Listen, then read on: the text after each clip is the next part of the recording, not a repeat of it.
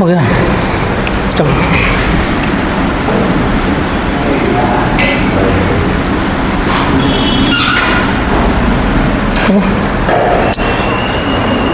अब लोकसभा में हम लोग देखें तो लोकसभा में जो है प्रत्यक्ष निर्वाचन से जो है इसका निर्वाचन कैसे होता है।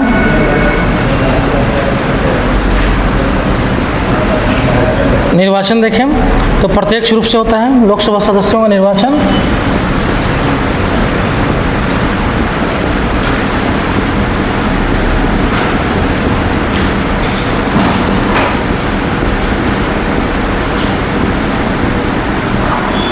लोकसभा सदस्यों का निर्वाचन प्रत्यक्ष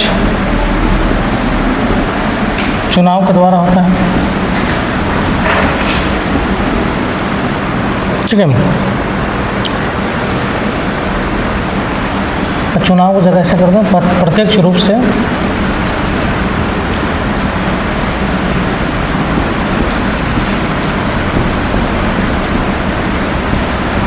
रूप से होता है।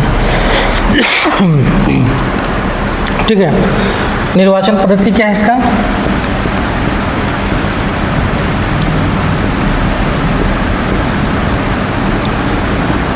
और निर्वाचन पद्धति जो है इसको बोला जाता है अग्रता ही विजेता।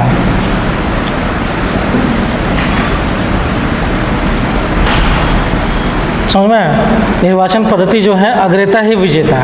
समझ में, अग्रता ही विजेता का मतलब होता है जो आगे है वही विजेता होता है।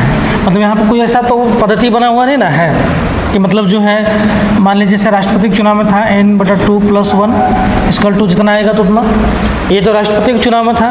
लेकिन यहाँ पे जो है इस तरह का कोई है नहीं। यहाँ पे है कि मान लीजिए कि अगर किसी लोकसभा के क्षेत्र में मान लीजिए 10 लाख जो है वोटर्स हैं, 50% जो है निर्वाचन हुआ, मतलब 5 लाख लोगों ने जो है अपना वोट का प्रयोग किया। ठीक है, अब इसमें से मान लीजिए कि ए है, बी है, सी है, डी है। अब इसको मान लीजिए कि जो है 2,50,000 वोट आया, इसको 2,40,000 वोट आया, इसको जो है मान लीजिए कि 2 लाख वोट मान लीजिए कि जो है 50,000 वोट आया। ठीक है, और इसको मान लीजिए 10,000 वोट आया। ठीक है, तो इस तरीके से जो सबसे ज़्यादा वोट लेके आया वही क्या हो गया, विजेता हो गया। वही जो उसी को जीत मिला, जो सबसे ज़्यादा वोट लेके आएगा वही होता है। इसको जो है निर्वाचन पद्धति हम लोग यूज किया जाता है। जो आगे होता है वही जो है विजयी होता है, मतलब सबसे ज़्यादा मत लाने वाला जो है विजयी होता है। इसका कोई पद्धति उस तरह का नहीं है, यही है। ठीक है, यही लोकसभा का जो है निर्वाचन पद्धति वगैरह है।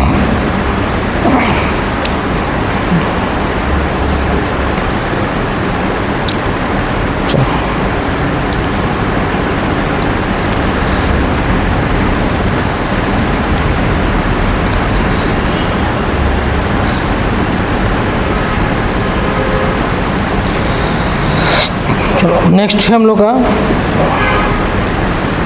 लोकसभा के विशिष्ट शक्तियाँ। नेक्स्ट हेडिंग लिखो, लोकसभा की विशिष्ट शक्तियाँ। लोकसभा की विशिष्ट शक्तियाँ, पहला पॉइंट लिखो, मंत्री परिषद। पहला पॉइंट, मंत्री परिषद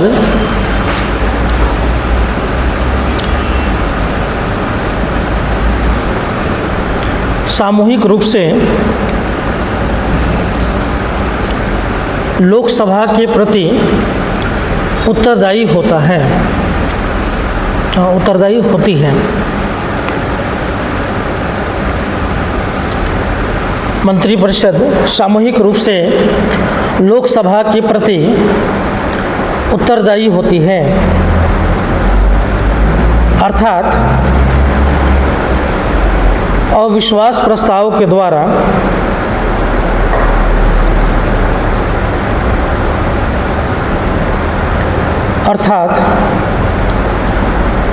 अविश्वास प्रस्तावों के द्वारा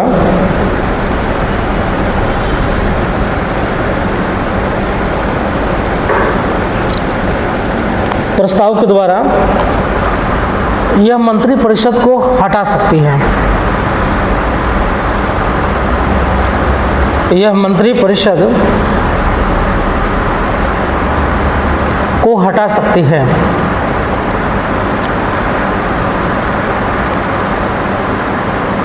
दूसरा पॉइंट, अविश्वास प्रस्ताव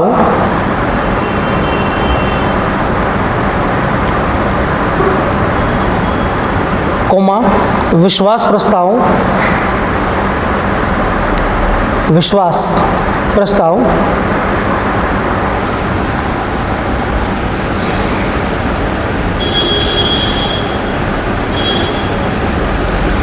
एक मिनट थोड़ा रुक जाना चाहिए phone.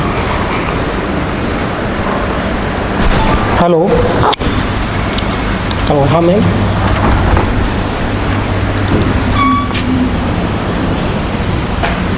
Yes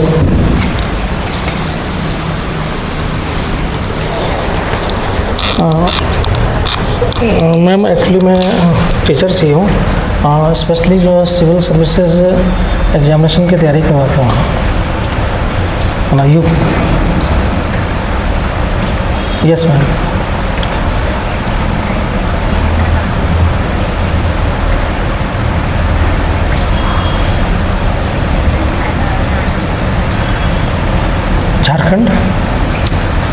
Jharkhand yes ma'am. यहाँ पे आपकी एक ब्रांचेज झारखंड में है, बोकारो में। बोकारो या रांची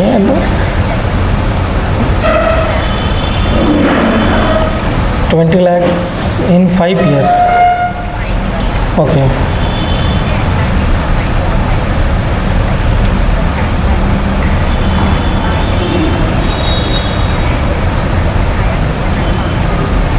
Okay.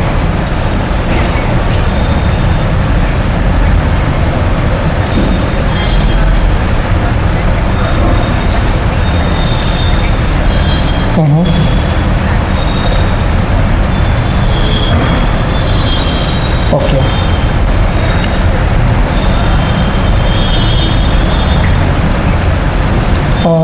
Yes ma'am. 7654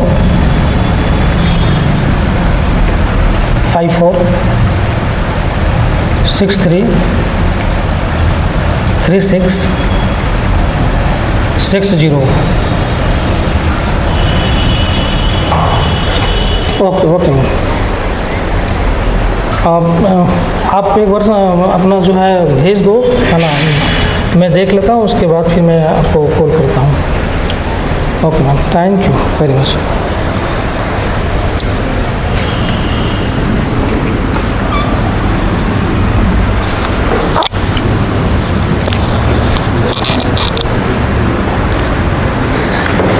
ठीक है। विश्वास प्रस्ताव, निंदा प्रस्ताव, अविश्वास प्रस्ताव, उसके बाद कोमा लगाओ, विश्वास प्रस्ताव, कोमा, निंदा प्रस्ताव। निंदा समझते हैं ना, किसी चीज़ का निंदा करना। जैसा अभी इस बार पास हुआ ना, लोकसभा में इस बार जो है निंदा प्रस्ताव लाया गया था आपातकाल पे। अगर लोकसभा कार्रवाई देखे होंगे तो जो है निंदा प्रस्ताव लाया गया था कि आपातकाल के जो आपातकाल लगाया गया था वो जो है बहुत ही दुखद घटना था। बहुत सारे लोगों को जो है जेल में डाल दिया गया, बहुत सारे लोगों को प्रताड़ित किया गया। तो कोई ऐसा घटना होता है जिसके लिए जो है प्रस्ताव लाया जाता है, जिसको बोलते हैं निंदा प्रस्ताव। मतलब उस कार्य को जो है निंदा करना, मतलब उसको बुराई करना। ठीक है। निंदा प्रस्ताव, स्थगन प्रस्ताव,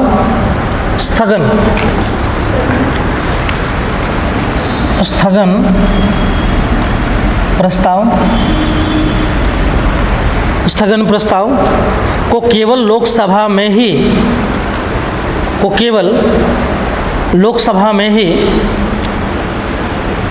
पेश किया जा सकता है। केवल लोकसभा में ही पेश किया जा सकता है। ठीक है। अब इसे अविश्वास प्रस्ताव क्या हो गया कि जब भी ये जो है अविश्वास प्रस्ताव जो है,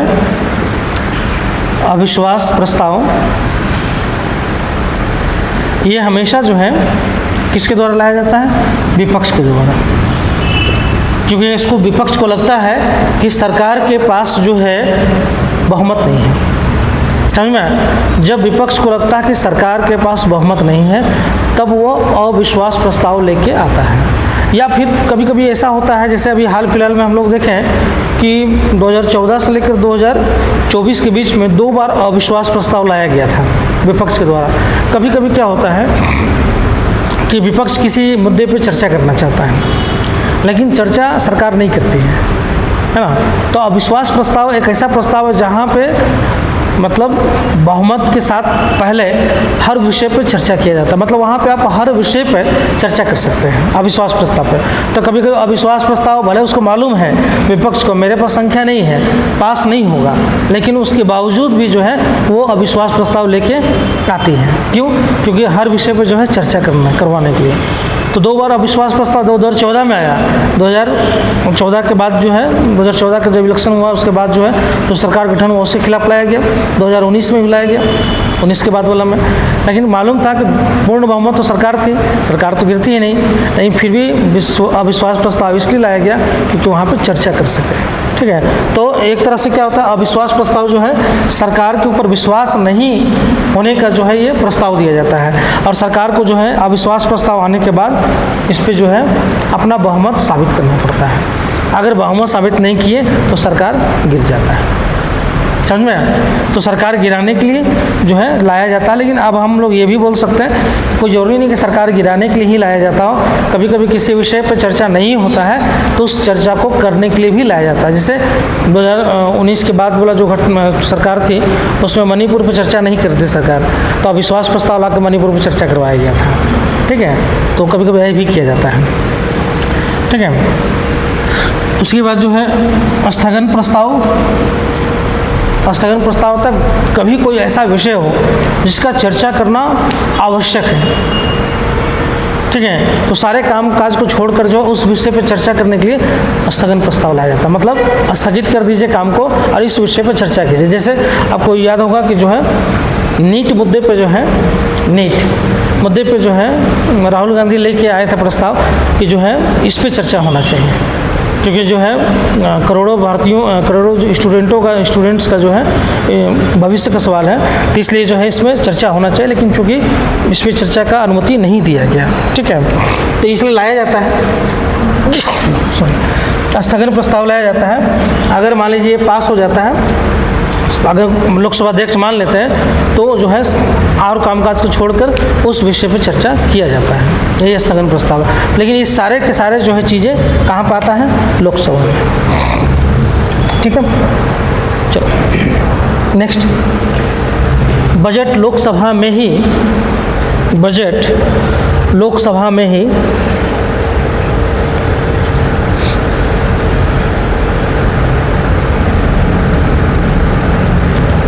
पेश किया जाता है।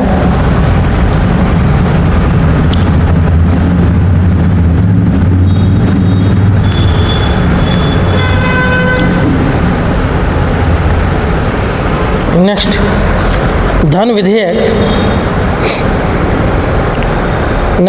विधेयक लोकसभा में ही पेश किया जाता है।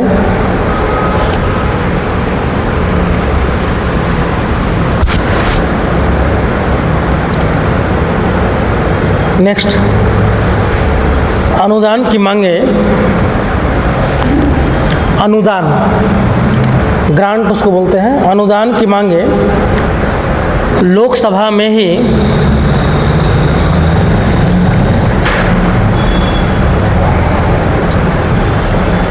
पेश किया जाता है। अनुदान की मांगे लोकसभा में ही पेश किया जाता है।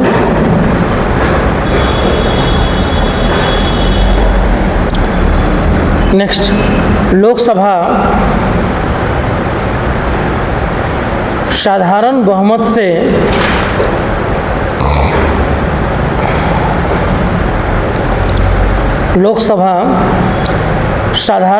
से प्रस्ताव पारित करके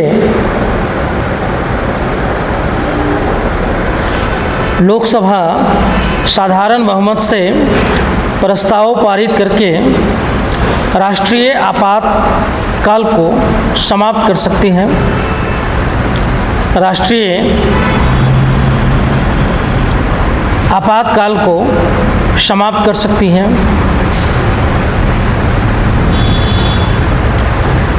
नेक्स्ट,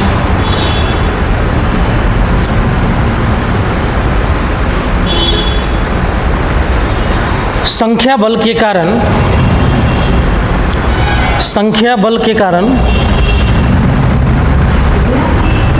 नेक्स्ट पॉइंट, संख्या बल के कारण संयुक्त बैठक में संख्या बल के कारण संयुक्त बैठक में लोकसभा अधिक प्रभावी होती है।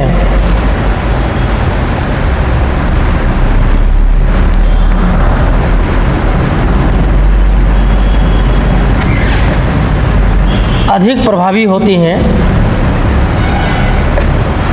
नेक्स्ट, संयुक्त बैठक की अध्यक्षता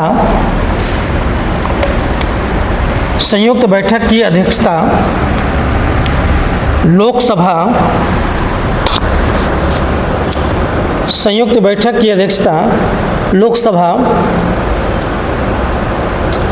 अध्यक्ष के द्वारा किया जाता है।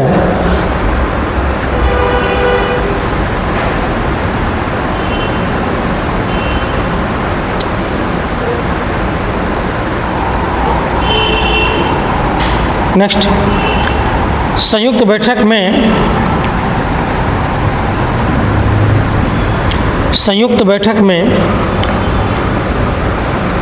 लोकसभा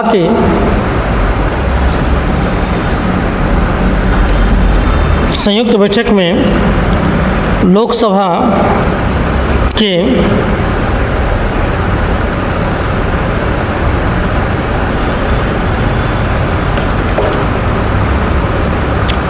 नियम लागू होते हैं।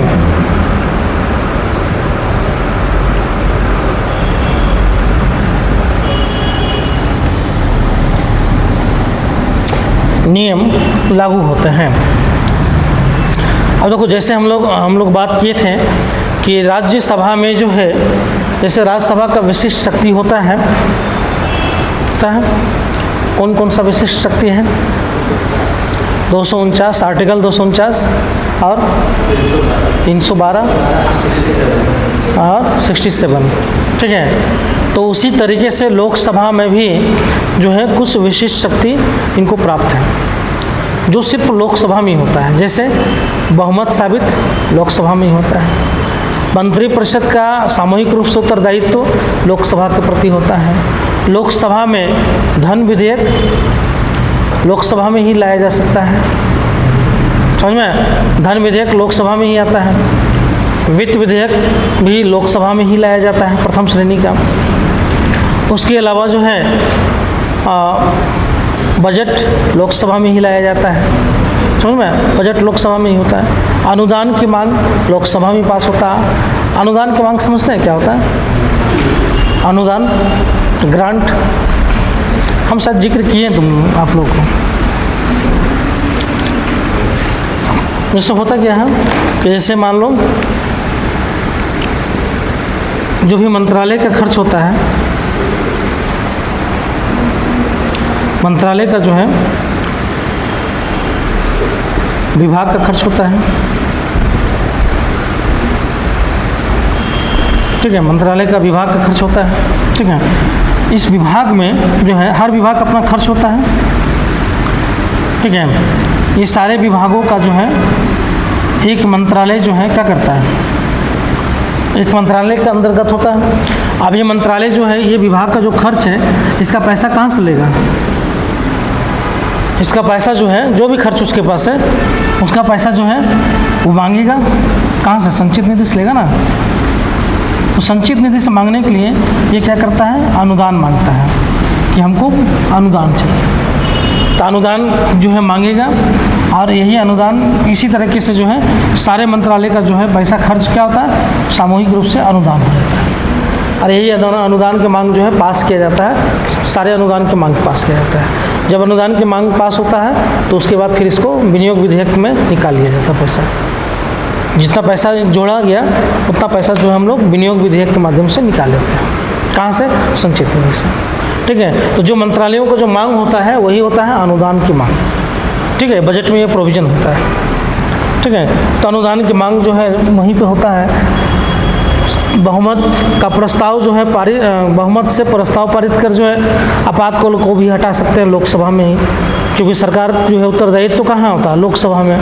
उसके अलावा जो है संयुक्त बैठक की जो अध्यक्षता होता है, संयुक्त बैठक समझते हैं, अभी पढ़ाएंगे इसको, अभी सब पढ़ाएंगे, लेकिन अभी बेसिक थोड़ा बताते हैं। जैसे संयुक्त बैठक में, जैसे मान लीजिए आपका यहाँ पे क्लास चल रहा है, ठीक है, मान लीजिए कहीं दूसरी जगह पे कोई क्लास चल रहा है, 2 क्लास चल रहा है, मान लीजिए यहाँ पे जो है आपका पॉलिटी चल रहा है, कहीं दूसरे जगह जो है सेम टाइम में इकोनॉमिक्स चल रहा है, अलग अलग क्लास चल रहा है।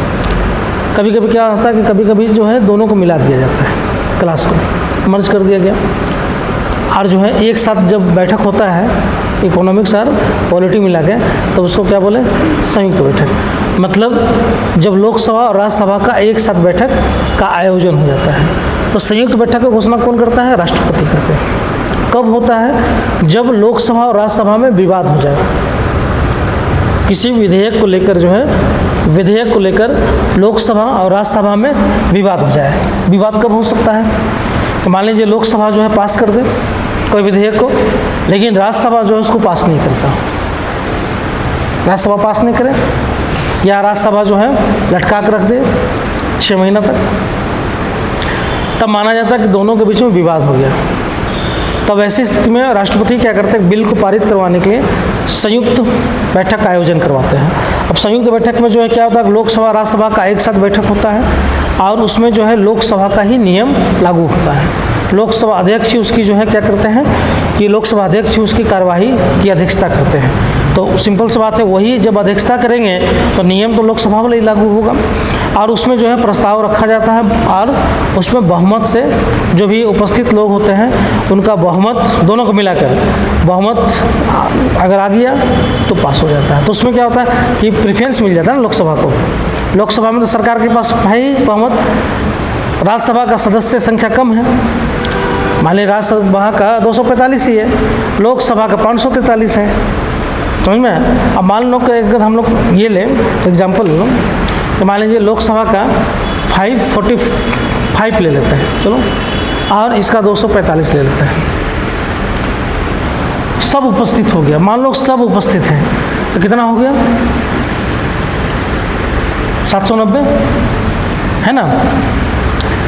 अब मान लो 790 को जो है 790 को अगर हम लोग डिवीजन करें 2 से बहुमत के लिए, ठीक है, तो कितना हो जाएगा? तो 350 और इधर 45, सही ना,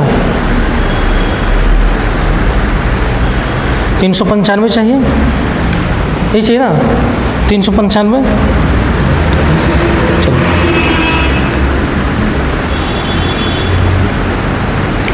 अब 395 + 1 मतलब 396।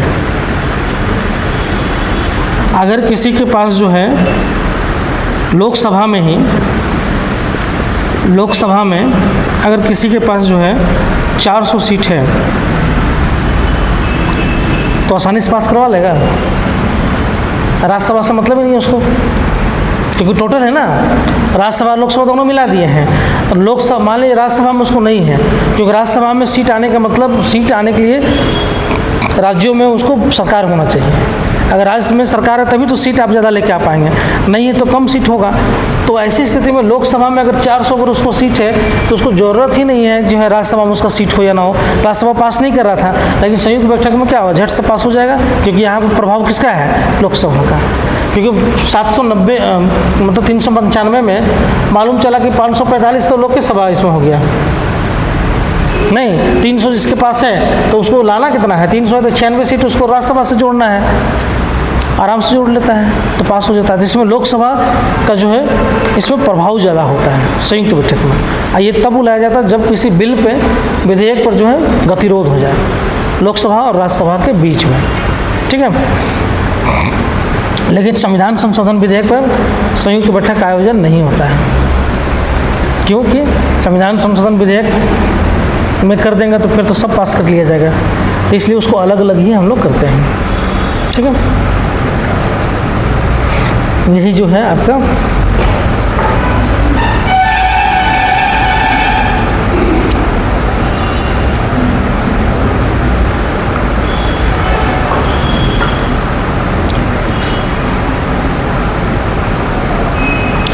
यही आपका जो है पूरा का पूरा हो गया। समझ में आ गया यहाँ तक समझ में आया? कोई डाउट है? नहीं है? अब हम लोग आते हैं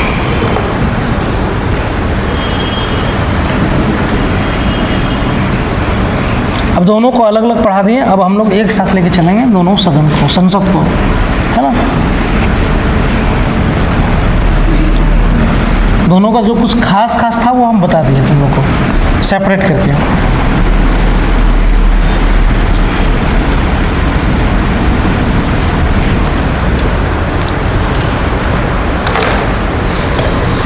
अब जो है संसद के सदनों का कार्यकाल। संसद के सदनों का कार्यकाल, ठीक है। यह है आपका आर्टिकल 83। आर्टिकल 83 में जो है संसद के सदनों का कार्यकाल जो है दिया हुआ है, ठीक है। अब संसद के सदनों के कार्यकाल में हम लोग देखें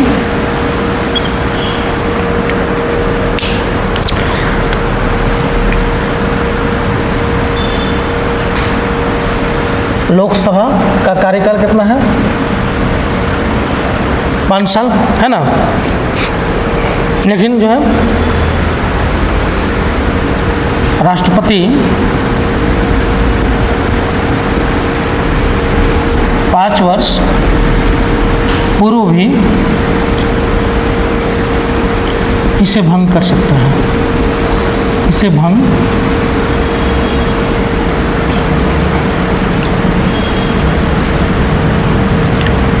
कर सकते हैं, ठीक है, पूर्व भी। दूसरा है कि जो है राष्ट्रीय आपातकाल के दौरान, राष्ट्रीय आपातकाल के दौरान राष्ट्रीय आपातकाल के दौरान इसका कार्यकाल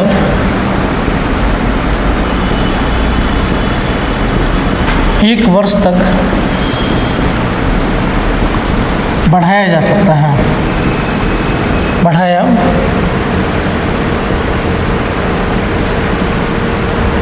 जा सकता है, ठीक है।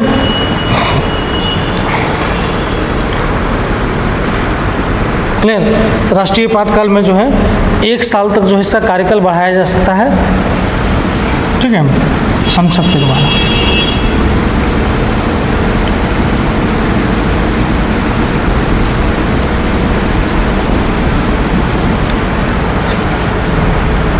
दूसरा राज्यसभा का देखें। राज्यसभा का कार्यकाल कितना है? 6 ईयर, ठीक है। लेकिन 1/3 सदस्य जो है 2 वर्ष में सेवानिवृत्त हो जाते हैं,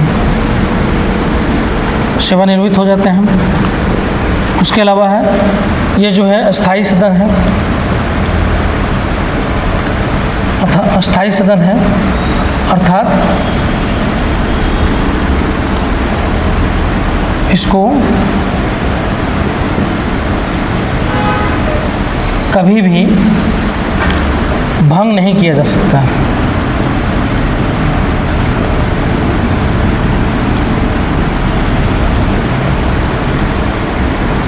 इसको कभी भी भंग नहीं किया जा सकता। समझ में? इसको कभी भी भंग नहीं किया जा सकता है, क्योंकि ये कभी जो है भंग होता ही नहीं है। तो ये स्थायी सदन है, क्योंकि इसको भंग नहीं कर सकते, लेकिन इसको भंग कर सकते हैं। ठीक है, मतलब इसका कभी भी जो है इसका विघटन नहीं हो सकता है। हो गया?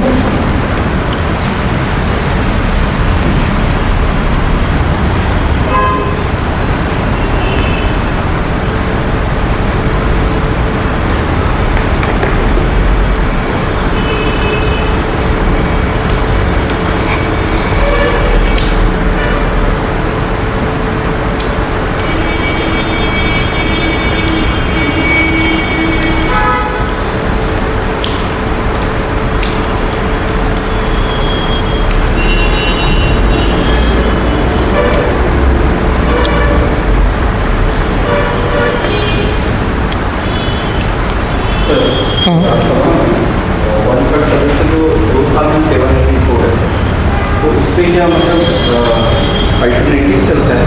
जैसे हम 6 साल के पहला बार में 1/3 में हम निकल गए, आप बच गए, तो सेकेंड बार में आपकी बारी आई कि आप पूरा 6 साल तक जाइए। मतलब 6 साल कार्यकाल है ना, तो 6 साल कार्यकाल है तो उसको जैसे 2/3 में निकाले हम, तो जैसे मान लीजिए 6 साल कार्यकाल पूरा जैसे मान लीजिए बीच में होने वाला है, ठीक है, तो 2/3 में निकाल दिए उसका, फिर हम जो है 2/3 को घुसाए। तो ये शुरुआत में ही किया गया होगा, शुरुआत में 2/3 का जो है स्थान खाली रख दिया गया होगा कि जो है हम हर 2 साल में उसको भर सकें। समझ में? मेरा पूछना था कि जो नए लोग आते हैं वो लोग आगे बढ़ते हैं कि उन्हीं का एलिमिनेशन? नहीं, जो नए लोग आते हैं पुराने लोगों का होगा ना, नए लोगों को थोड़े होगा। नए लोग आएंगे तो अपना कार्यकाल पूरा करेंगे ना, तब पुराने लोग निकल गए, नए लोगों को लाया गया, फिर वो टिके रहे, फिर पुराने लोगों को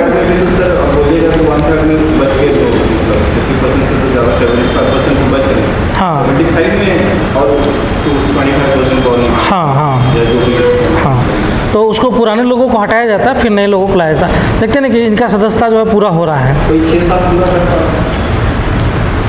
बहुत कम ही संभावना होता है, क्योंकि वो पहले ही जो है निकालने का जो है प्रोविजन कर दिया जाता है।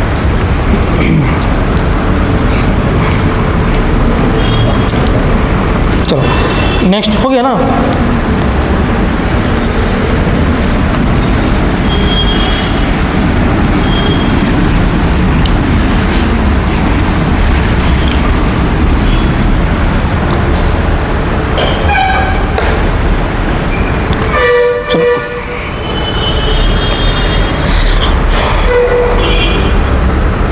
नेक्स्ट है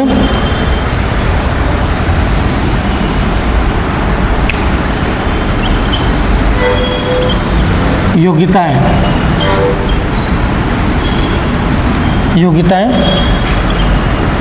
आर्टिकल जो है योग्यताएं आर्टिकल 84, ठीक है, आर्टिकल 84। अब इसमें देखो सिंपल सा है कि दोनों के लिए जो है योग्यताएं जो है, पहला तो सेम है, भारत का नागरिक होना चाहिए। पहला तो सेम है, भारत का नागरिक होना चाहिए। दूसरा, लाभ के पद पर नहीं होना चाहिए, ठीक है, ये भी सेम है। तीसरा, आयु सीमा, आयु सीमा तो इसमें थोड़ा अंतर है। लोकसभा के लिए 25 वर्ष और राज्यसभा के लिए 30 वर्ष है ना। लोकसभा के लिए जो है 25 वर्ष और राज्यसभा के लिए 30 वर्ष मिनिमम, मैक्सिमम नहीं, मिनिमम है ना। अभी मैं सोचे मैक्सिमम है, मिनिमम है नहीं, मैक्सिमम रखने का है नहीं, जब तक जिंदा है तब तक रख सकते हैं।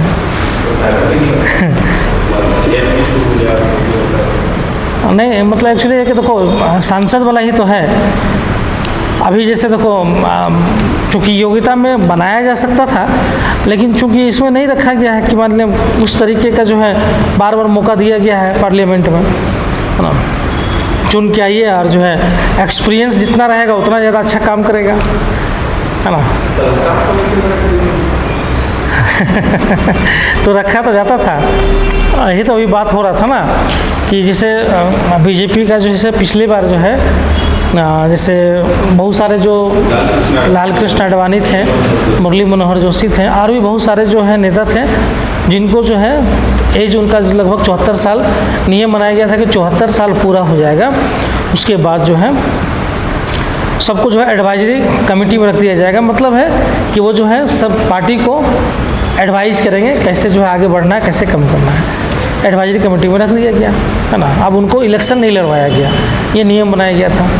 नियम बनाया गया था या नहीं बनाया गया था नहीं मालूम, लेकिन उस समय जो है न्यूज़ चैनल में यही आया था कि चूँकि जो है एज के कारण जो है इनको टिकट नहीं दिया गया था, है ना। जैसे गांधीनगर से लोग लाल कृष्ण आडवाणी लड़ते थे, वो आज भी लड़ेंगे तो जीत जाते, है ना, लेकिन टिकट नहीं दिया गया, उनकी जगह जो है अमित शाह को टिकट दिया गया था। अब यही सवाल जो है उठा दिया गया इस बार कि जो है मोदी जी 2025 में 74 साल के हो जाएंगे तो उनको भी एडवाइजरी कमेटी में भेज दिया जाएगा। तो फिर बोला गया कि नहीं, ऐसा कोई नियम नहीं है ना, ऐसा कोई नियम नहीं होता है ना। मतलब नियम नहीं है तो मतलब रहेंगे 2000।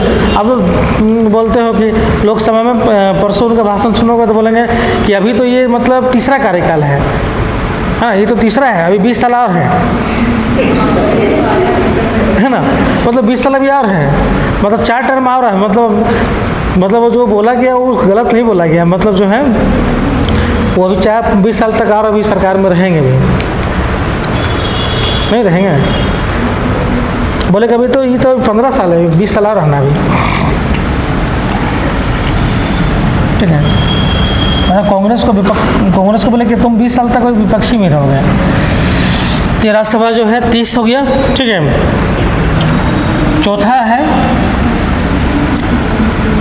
है कि जो है चौथा है एक और इसमें जोड़ देते हैं कि 2 वर्ष या उससे अधिक सज़ा नहीं पाया हो,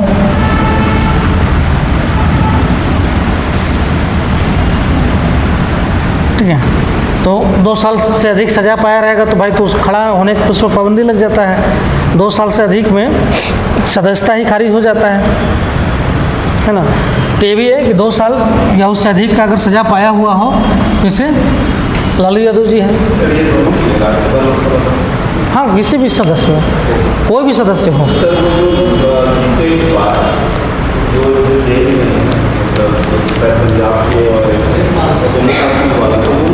अभी उन लोग को फाइनली सज़ा नहीं मिला है, अभी वो ट्रायल चल रहा है। जब तक ट्रायल चलता है तब तक माना जाता है कि ये निर्दोष है ना। ट्रायल चल रहा है, जब तक सज़ा नहीं मिल जाता। अब मान लीजिए कि राहुल गांधी कहते हैं सज़ा तो मिल चुका था, सज़ा मिल गया, सदस्यता रद्द हो गया था, लेकिन सुप्रीम कोर्ट उस पर स्टे लगा दिया, तब ना लड़ लिए। अगर सुप्रीम कोर्ट भी सज़ा दे देगा कि नहीं ठीक है सज़ा दे दो, तो फिर कहाँ ख़त्म हो जाएगा सदस्यता, अब फिर इलेक्शन भी नहीं लड़ सकता है। तो नियम है कुछ के लिए, मान ली 2 साल का सज़ा है तो जो है अगले 5 साल तक इलेक्शन नहीं लड़ सकता है, 5 साल 7 साल से ऊपर है तो और भी नहीं लड़ सकता। लालू यादव के तो आजीवन लगता है लड़ ही नहीं पाएंगे, है ना। तो ये भी एक अब इशू है नया कि जो है अगर सज़ा पाया हुआ तो भी वो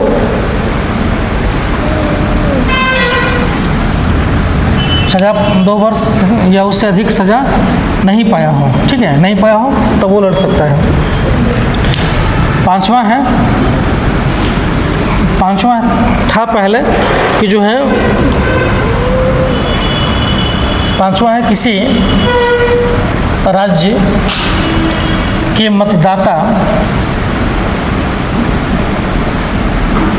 सूची में नाम दर्ज हो।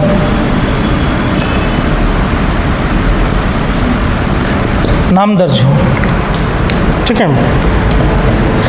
तो किसी भी जो है राज्य के मतदाता सूची में जो है नाम दर्ज होना चाहिए उसका। अगर मतदाता सूची में नाम दर्ज नहीं है तो आप इलेक्शन नहीं लड़ सकते। जब वोट ही नहीं करेगा तो इलेक्शन लड़ के क्या कीजिएगा, ठीक है। पहले जो है राज्यसभा के लिए जो है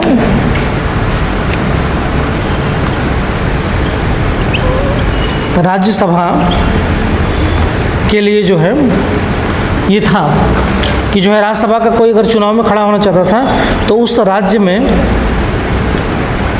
राज्य के मतदाता सूची में नाम होना चाहिए था। सूची में नाम आवश्यक था, ठीक है। मतदाता सूची में नाम आवश्यक था, लेकिन जो है इसको अब इसमें उसको चेंज कर दिया गया था, ठीक है। 2003 में जो है इसको चेंज कर दिया गया था, इसमें बदलाव कर दिया गया। अब जो है कोई जरूरी नहीं कि उस राज्य में होना चाहिए, अब किसी भी राज्य में होना चाहिए, समझ में आया? अब किसी भी राज्य में होना चाहिए। अब देखते हैं झारखंड विधानसभा चुनाव लड़ना है तो कोई दूसरा जगह से लड़ लेता है, कोई बिहार का है तो उसको दे दिए टिकट, वो लड़ लिया। जैसे राजस्थान से, तो राजस्थान से चुनाव सोनिया गांधी लड़ ली राज्यसभा का, राजस्थान विधानसभा से चुन के गई सोनिया गांधी राज्यसभा में, तो भाई उनका निर्वाचन तो दिल्ली में है, राजस्थान में तो है नहीं, राजस्थान राज्य में तो उनका निर्वाचन है नहीं नाम, फिर भी जाकर लड़ लिए। अगर वो पहले 2003 के पहले क्या था कि अगर राजस्थान से चुना जाना है तो राजस्थान के मतदाता सूची में नाम होना चाहिए, समझ में? राज्यसभा में सिर्फ, लोकसभा में किन लोग लोकसभा ना, हाँ तो कहीं से लड़ सकता है, लोकसभा में नहीं है, लोकसभा में कहीं से लड़ सकते थे। राज्यसभा में नियम था कि उस राज्य के मतदाता सूची में नाम होना चाहिए जो वहाँ कैंडिडेट खड़ा होगा। जैसे झारखंड से हमको चुनना है, झारखंड विधानसभा से, तो 2003 के पहले था कि झारखंड के लोग ही चुन के जाएगा, तो झारखंड में मतदाता सूची में नाम है तभी न जाएंगे, तो ये नियम था पहले। लेकिन 2003 में इसको भी चेंज कर दिया गया। लोकसभा में तो कहीं भी लड़ जाइए, अब जाके अंडमान निकोबार से लड़ जाइए, कोई नहीं पूछने वाला है।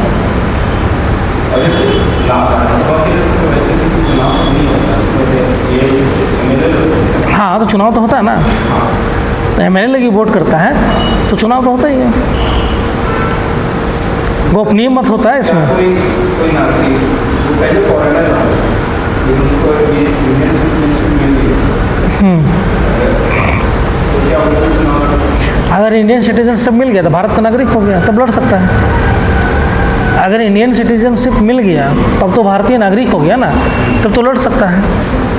अब मान लीजिए कि जैसे हम लोग एग्जाम्पल देते हैं, जैसे मान लीजिए कि 2019 में जो CAA पास किया गया, उसके तहत नागरिकता देने का जो है घोषणा किया गया। अब नागरिकता में जो है मान लीजिए कि जो है जो 2014 के पहले रह रहे थे यहाँ पर, जो भी अफगानिस्तान से, पाकिस्तान से या बांग्लादेश से जो भी हिंदू या जो सिख जो लोग आ गए, अब यहाँ पर 2019 के आधार पर उनको नागरिकता मिल गया, अब चुनाव लड़ सकते हैं यहाँ पे। क्यों लड़ सकते हैं? भारत का नागरिक होना चाहिए,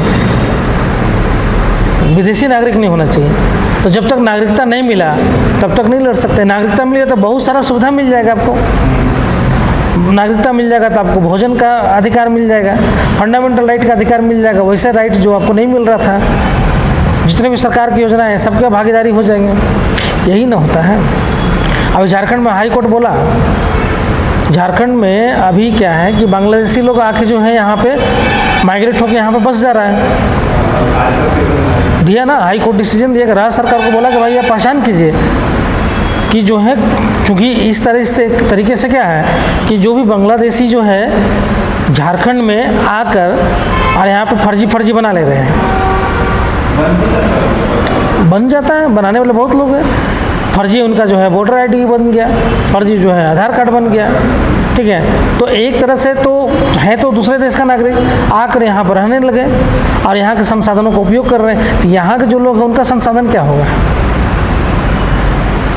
तो उनका संसाधन तो खत्म हो रहा है, तो यहाँ के लोगों का फंडामेंटल राइट तो उल्लंघन हो रहा है ना। तो इसलिए हाईकोर्ट बोला कि नहीं, आप पहचान कीजिए कि बांग्लादेशी जो आकर यहाँ पर स्थायी निवास बना ले रहे हैं, उसको जो है आपको बाहर करना है, पहचान कीजिए, निकलिए उसको। ये बहुत बड़ा घटना, और ये अभी कहाँ हो रहा है? नहीं, झारखंड में बता रहे हैं। हाँ, झारखंड में ये झारखंड में स्पेशली बता रहे तुमको, झारखंड में स्पेशली जो है गोड्डा वाला, दुमका वाला क्षेत्र में ज़्यादा है, संथाल परगना क्षेत्र में। हाँ, बंगाल वाला सटता है तो थोड़ा कल्चरल मिल जाता है ना, तो उस क्षेत्र में ज़्यादा है। पाकुड़ वाला क्षेत्र में, पाकुड़ वगैरह में बहुत है ना, गोड्डा, पाकुड़, दुमका।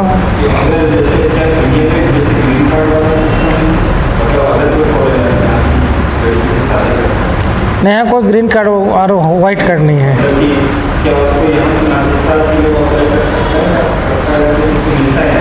नहीं, अप्लाई करने के लिए नियम है नागरिकता का। आपको पहले यहाँ पे रहना होगा, आपको रह कर दिखाना होगा कि हम अब यहीं रहना चाहते हैं। जैसे अदनाम सामी जो है ना, तो वीज़ा कार्ड लेके आया था काम करने के हिसाब से, तो सरकार जारी करती है किसी भी देश के नागरिकों को अगर काम करना है, जैसे अमेरिका में हम लोग जाते हैं, हमको वीज़ा कार्ड दिया जाता है, तो उसी तरीके से वीज़ा कार्ड के लिए जो है यहाँ पे जो भी कंपनी या जो भी प्रोडक्शन उसको ले रही है, तो उसको बुला रही है, तो वीज़ा कार्ड बनवा लेती है कि हम उसको काम के लिए बुला रहे हैं, तो काम के लिए उसको बुला लिए। अब काम के लिए जो है वो 5 साल 7 साल अपना रह लिया, उसके बाद जो है वो रजिस्ट्रेशन के लिए डालता है कि भाई हम यहीं रहना चाहते हैं, हम पाकिस्तान की नागरिकता छोड़ना चाहते हैं, तो अप्लाई करता है। ठीक है, रजिस्ट्रेशन के लिए तो अप्लाई करता है, सरकार वो चेक करती है, देखती है, फिर उसको नागरिकता तो ऐसे ही मिलता है।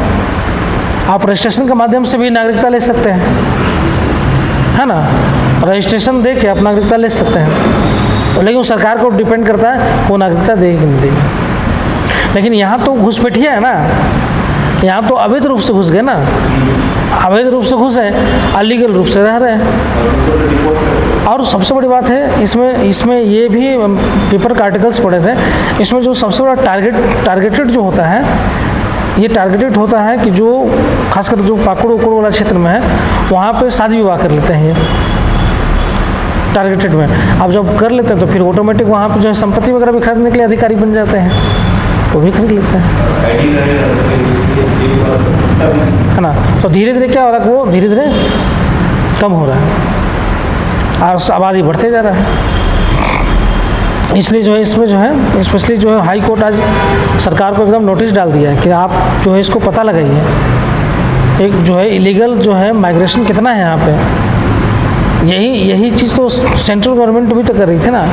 जो रोहिंग्या है, रोहिंग्या जो है वो कहाँ, म्यांमार वाली मुस्लिम, म्यांमार में जब वहाँ पे बौद्ध और मुसलमान के बीच में जो है झगड़ा हुआ, तो बहुत सारे लोग मुस्लिम जो वहाँ से माइग्रेट कर गए, म्यांमार वाले क्षेत्र से, तो वहाँ से माइग्रेट करके भारत में आ गए। अब भारत के विभिन्न प्रदेशों में रह रहे हैं। तो सिंपल सा मतलब अगर 20 लाख लोग भी अगर माइग्रेट करके आ गया, तो 20 लाख तो इंफ्रास्ट्रक्चर पर भार हो गया ना। 20 लाख अगर मान लें दिल्ली में ही आकर 10 बोला गया, दिल्ली में ही 12-15 लाख है, तो 12-15 लाख आबादी तो है। आज के रेट में आए 12-15 लाख, अगले 10 साल में हो सकता है कि 12-15 से 30 लाख हो जाएंगे, है ना। तो इंफ्रास्ट्रक्चर पे तो मार पड़ा, पानी पे, बिजली पे, ज़मीन पे, खाने पे, सब पे, खाने पे चाहिए, है ना। और सबसे बड़ा जो पार्ट होता है, चूँकि वो उनको रोज़गार नहीं होता, कुछ रोज़गार नहीं होता है, तो जब रोज़गार नहीं होगा तो फिर क्या करेंगे, क्राइम तो करेंगे ना, छीना झपटी।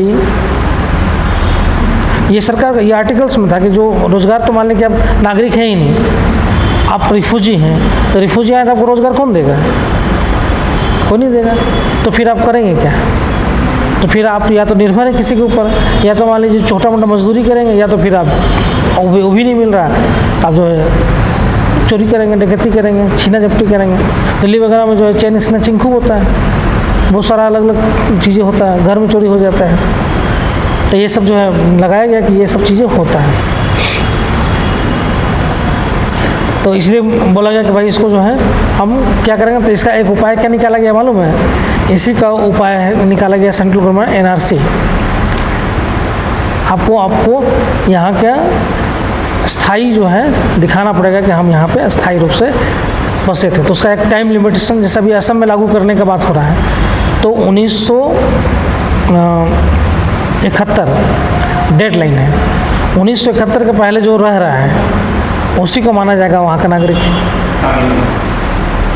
सर ये तो अगर वैसी बात है क्या है झारखंड से जो गए जो टाइम में अंग्रेज जमाने में यहाँ से भी बहुत सारे लोग चाय बनाने में काम कर रहे हैं, बहुत से लोग माइग्रेट हुए।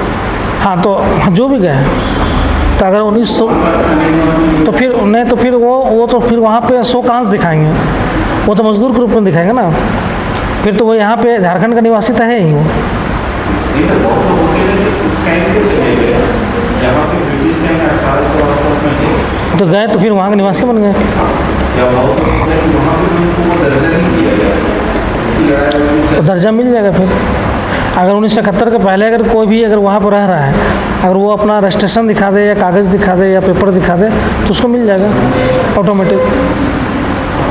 चाय बनाने वाले भी या बहुत सारे एनआरसी में तो अभी इधर नहीं लागू किया, लेकिन अभी बात तो उधर पूर्वोत्तर का क्षेत्र में है, खासकर जो है जो बांग्लादेशी जो माइग्रेशन हुआ उसको लेकर है कि जो ये बांग्लादेशी माइग्रेशन है, क्योंकि बांग्लादेश 1971 में बना है, तो उसके पहले अगर कोई घुस गया है तो उसको हम बाहर करने की बात हो रहा है। 71 के पहले जो है तो ठीक है, उसके बाद अगर कोई आया तो उसको बाहर करने की बात है, तो वो है एनआरसी। चलो, आर्टिकल 85 में आते हैं।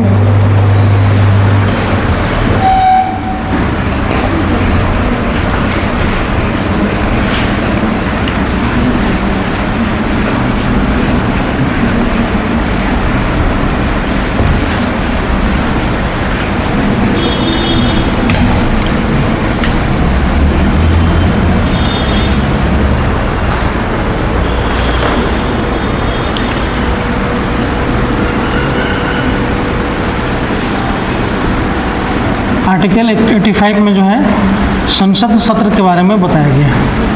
संसद सत्र,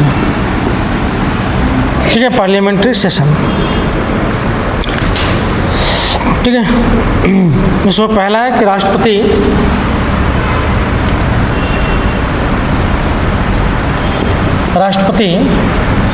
जो है राष्ट्रपति सत्र बुलाता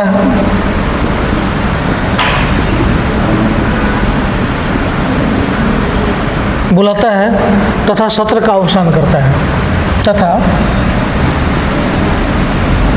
सत्र का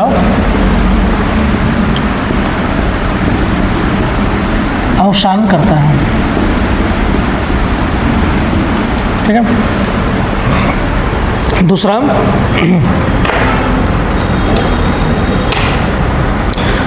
है दो सत्रों के बीच दो सत्रों के बीच 6 माह का अंतराल, 6 माह का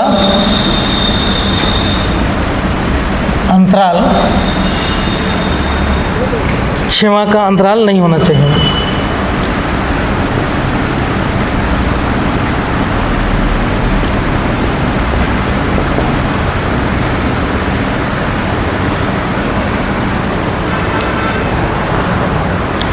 छः माह का अंतराल नहीं होना चाहिए, ठीक है।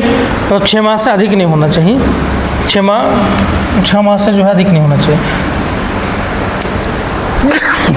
तो जो हम लोग जो है सत्र, जो बुलाई जाने वाला सत्र है, जो सत्र हम लोग आयोजन करते हैं, हम बताए थे पहले भी 3 बार करते हैं। बजट सत्र, ठीक है, मॉनसून सत्र, और तीसरा शीतकालीन सत्र,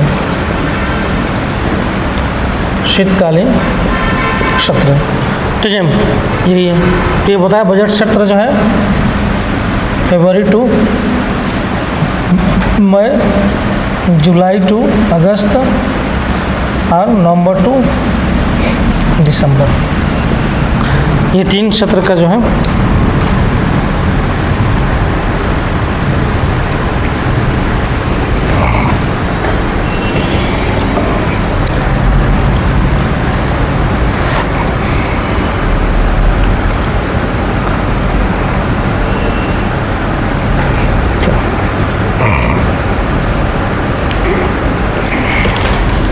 उसमें लिखिए विशेष अधिवेशन, इसी में तीसरा पॉइंट, विशेष अधिवेशन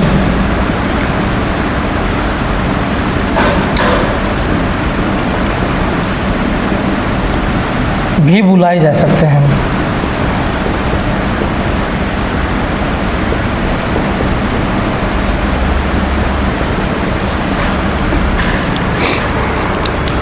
हाँ, स्पेशल कोई अधिवेशन बुलाया जा सकता है। जैसे याद होगा जब महिला आरक्षण बिल पास हो रहा था तब विशेष अधिवेशन बुलाया गया था। तो उस समय जो है याद होगा कि उस समय जो है इंडिया जो है इन लोग जो है गठबंधन बनाया था नया, तीनों नाम रख लिया इंडिया, विपक्षी पार्टी लोग जो है इंडिया रख लिया नाम। अब लोगों को जो है इंडिया को हराएंगे कैसे बोलेगा, है ना। तो उस समय जो है सरकार ने अचानक से ना विशेष सत्र का आयोजन कर दिया कि जो है विशेष सत्र जो है इतना से इतना तारीख तक जो है रहेगा। वो सत्र नहीं था लेकिन विशेष सत्र बुला लिया। अब सबका जो है दिमाग में आया कि जो है सरकार जो है लगता है इंडिया नाम हटा देगी और जो है भारत नाम ही जो है अब बोला जाएगा, क्योंकि कॉन्स्टिट्यूशन में इंडिया अर्थात भारत लिखा हुआ है। तो बोला गया कि संविधान संशोधन करेगी विशेष सत्र में और इंडिया नाम को हटाकर जो है भारत नाम ही अब रहेगा।